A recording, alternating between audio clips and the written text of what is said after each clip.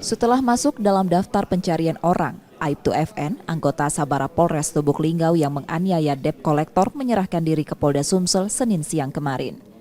Direktur Reserse Kriminal Umum Polda Sumsel, Kombes Anwar Rekso Wijoyo menerangkan, Aibtu FN saat ini diperiksa dalam proses penyelidikan yang berlangsung terkait penganiayaan dengan status sebagai terperiksa.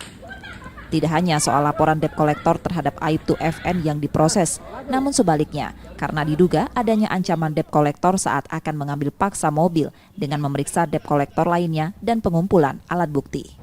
Polisi juga menyelidiki terkait jaminan fidusia, termasuk nomor plat yang tidak sesuai dengan kendaraan. Tadi jam 9 untuk Aibtu FN telah menyerahkan diri ke Polda Sumsel.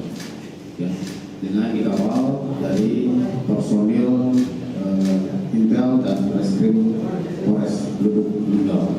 Laporan polisi yang sudah dibuat, baik itu laporan polisi yang dibuat oleh dari pihak debt kolektor ataupun dari istri Aibtu FN. Tentu ini dua hal yang sedang kami tangani, nanti berdasarkan alat bukti dan fakta di lapangan yang sudah kita kumpulkan.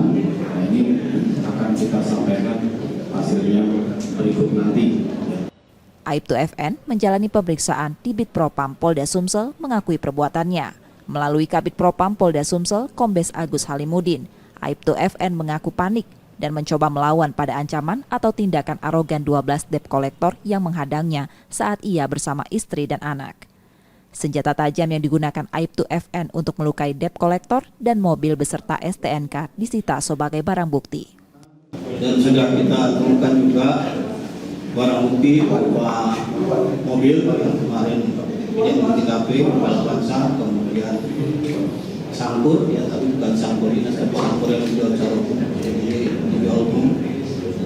Juga STNK daripada kendaraan tersebut sudah ada dalam kami, karena memang kondisi daripada anggota tersebut panik, ya, karena menghadapi 12 orang tentunya yang belum tentu juga dikenal oleh dia, ya, yang berusaha untuk mengambil kendaraan yang digunakan.